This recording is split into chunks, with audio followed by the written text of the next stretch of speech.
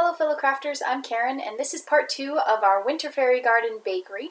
And in this video you'll see how to get from the end of part 1 right through to this completed project.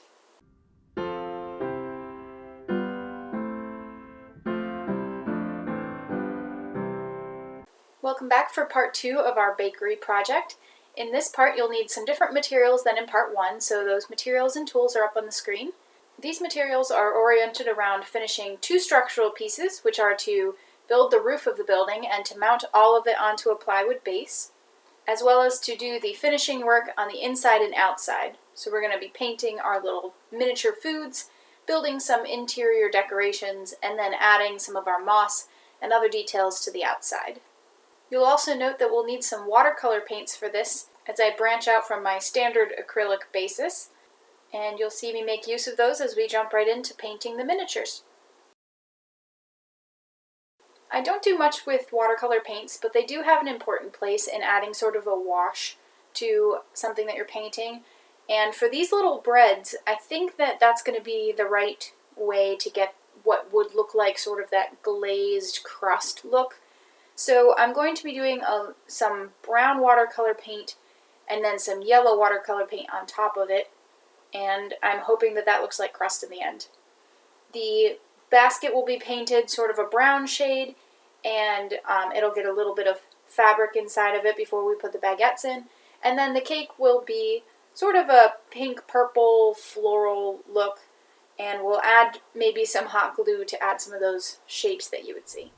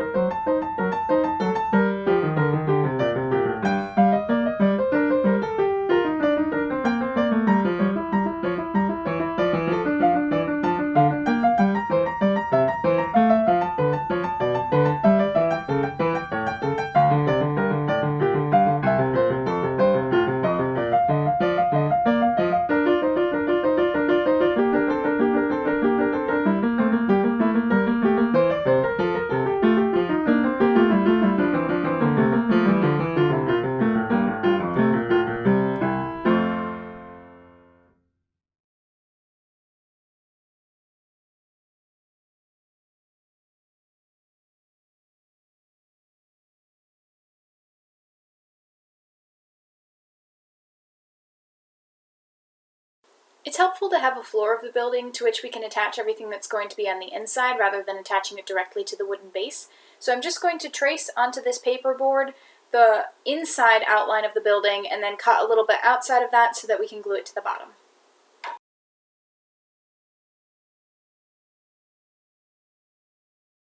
An essential component of a bakery is going to be an oven. So I'm going to be building that triangularly into this corner here, which is why I don't have any windows on this wall. And I have to keep in mind the angle of the roof so that I don't build it too tall, but I'm going to be building it out of craft foam. So the back of it, and I may use some of the paperboard to support it, is going to be black. And then I'm going to cut out tiny bricks to lay on top of it that I'll add a little bit of paint to add some variation of color. And that way when I add the red bricks on top of the black, it'll look like the shadow or the mortar coming out in between the bricks. After we do the oven, then I'm going to build some table and shelf sort of items and anything else that might need to belong on those.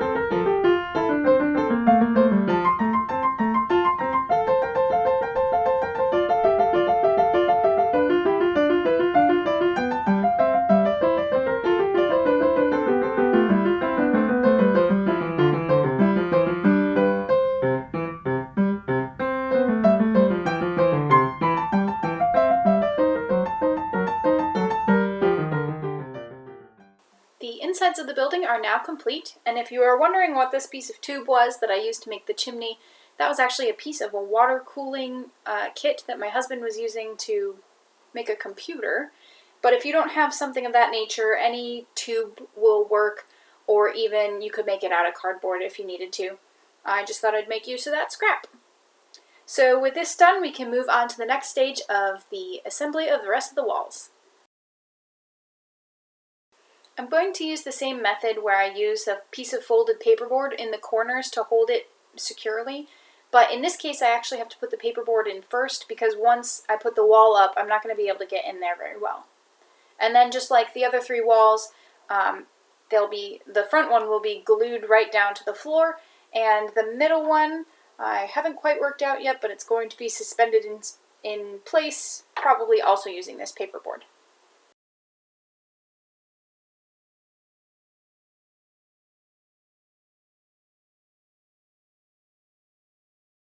I'm a little bit up a creek here with this piece because it's slightly too long, which I think is just kind of due to my bad cutting of the clay. So I'm going to try to break off little bits of the end, kind of shave it down with the utility knife, and squeehaw it in.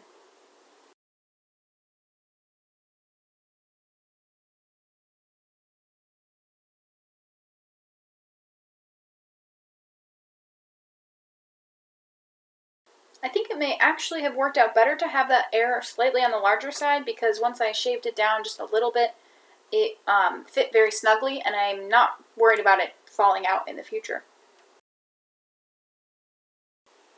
The bakery is going to be on this piece of plywood when I'm done, but I need to mark out a reasonably shaped base for it to be on. I don't want it to be too large because I don't want to have to fill it too much, but I also want to leave enough room for a little pathway out front and for it to just kind of look bigger than it is just as the building. So I'm going to mark out here what my base will be and then cut this out with a coping saw. You'll see that the base is now cut out, and I forgot to say before that I also needed to mark and drill some holes in the bottom. These holes line up with holes I have marked on the inside of the floor, and this will allow me to put some wire up through the bottom of the base and then twist it inside the bakery to help hold that floorboard in place. I also, after cutting and drilling, did a little bit of sanding around the edges just to smooth it off and cleaned up any sawdust that was remaining there. And with that done, we can go ahead and mark the outside of the building footprint so that we can paint the rest of it to look like the ground.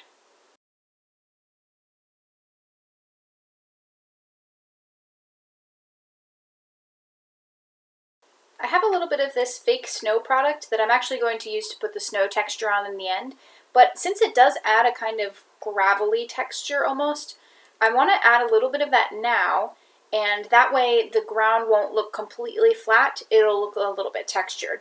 So I'm going to put a layer of this on, and then I'm going to add the paint, and I'll do some sort of a medium to dark brown, and then 2 shades of green on top of that.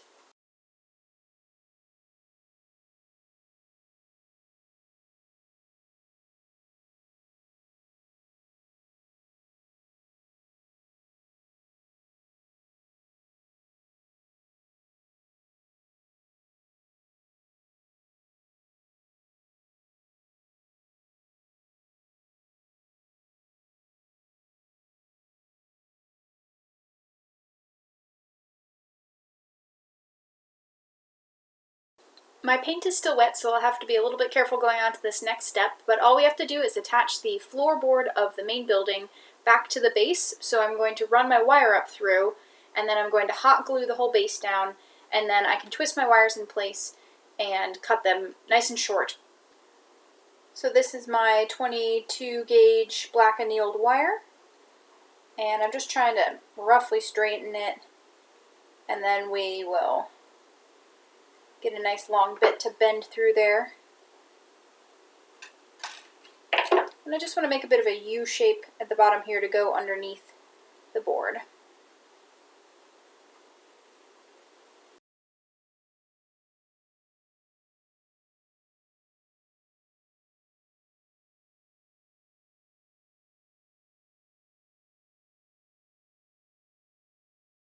That is well attached, and I added a little bit of hot glue to cover up those sharp wire tips, and I did have to hold the wires down a little bit with my fingers and with the pliers, which was just because they were kind of trying to spring back up on me, so I had to wait a little bit for the glue to dry.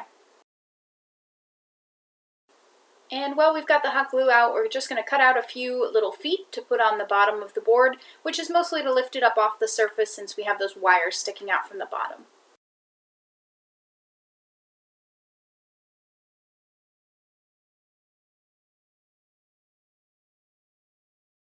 The next order of business is to make the roof, and this is going to happen in two parts using predominantly craft foam and hot glue.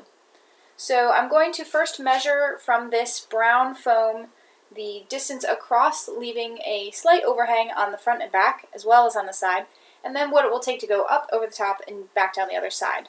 Since I've got this middle wall here, I'll be able to do this section in one roof and then this section in another roof. So once I've measured, I can mark the foam and then cut it out, and then I'll use this gray foam to make some shingles to go on top and add a little bit of texture to it.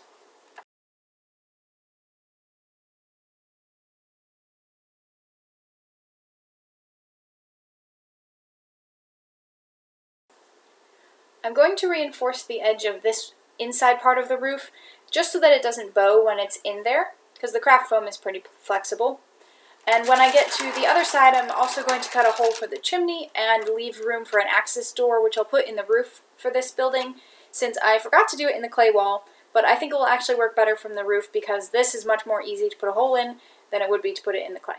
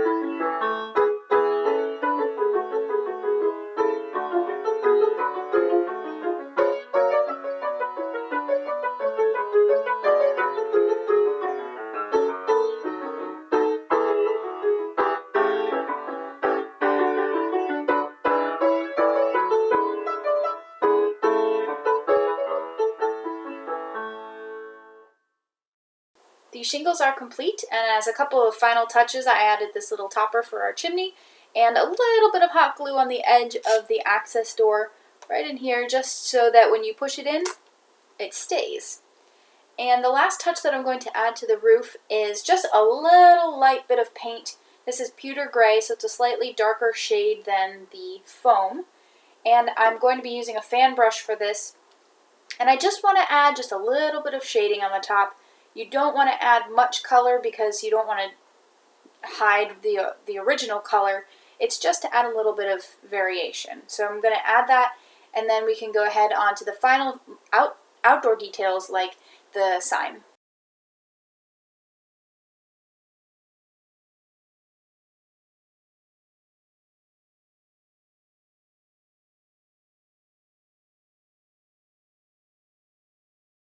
Originally, I was planning on suspending a sign from either the wall or from this eave that I've created with the roof, but there isn't really a good spot for it on the front of the building, so I've decided to move it to a freestanding sign that will sit out in the yard.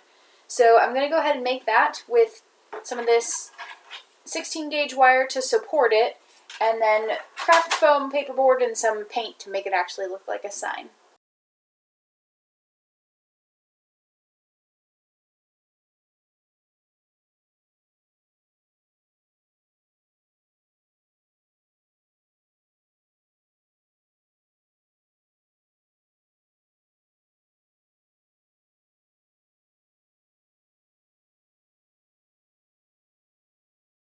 I ended up not needing the wire for that and just tripling up the paperboard there to provide the vertical support, but you could use wire if you are only using one layer of paperboard. We now get to revisit and paint the clay mushrooms that we made in part 1, and you could do these with any design or style you want, but I'm going to be using sort of a pinkish beige color and adding a little bit of white spots on them.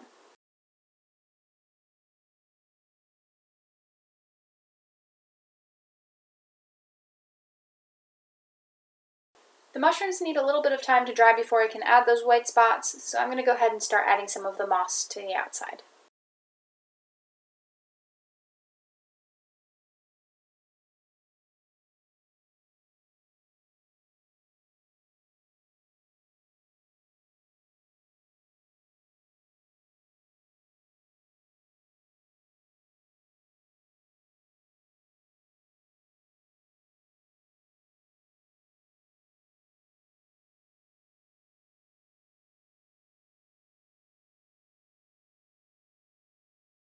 Our landscaping work is done, and I would definitely say to add those mushrooms and the moss because it adds a lot of depth to what would otherwise be a pretty flat base. So with those features complete, we get to move on to making it snow. Remember when you're putting on the snow that you want to just get all of the surfaces that would be the topmost surface in any area. So you want to get the roof, for example, but you wouldn't want to put too much snow underneath the eaves of the roof. However, you will see later on that I will put some snow there, just the very slightest dusting to show that this building got a little bit of wind and some of the snow blew there. If you didn't put any snow on the windowsills or on the stones, it might look a little bit out of place with snow everywhere else. The thing that I've learned about using this SnowTex product is that you want it to be wet. It works well when it's wet, but when it gets too dried out on your brush, then it doesn't stick because it's really paint. So what I try to do is get some general layer of the product onto the paintbrush, and that will put sort of a general sort of hazy white look on it. And then when I want darker clumps or more physical texture on there, I will try to get a little bit of a clump on the brush and then lightly dab that clump onto the surface. And then some of it will stick and some of it will stay on your brush. So you'll see frequently where I am scraping off that dry bit of snow back into the container, and you can mix that right back in, it doesn't hurt anything, but you want to make sure that you're always kind of working with the fresh, wet product. I did have to use 2 brushes in this process just because the round brush, while it is preferable to me for putting on the majority of the snow, it couldn't get into the tinier areas. So I had to go to a standard 1-inch foam brush to get in the crevice between the 2 roofs and also some of the little areas that are hard to get to.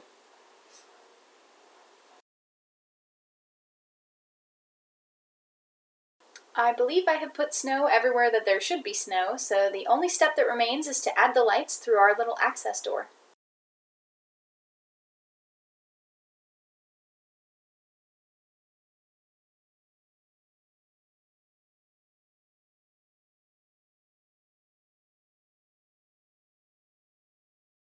Thanks for supporting Tickled Fancy Crafting by watching this video.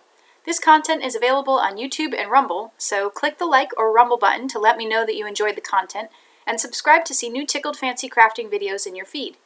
If you'd like to be informed directly about the content, ring the notification bell on YouTube or adjust your notification settings on Rumble. Comment with crafts that you would like to see in the future, and remember, you can make this.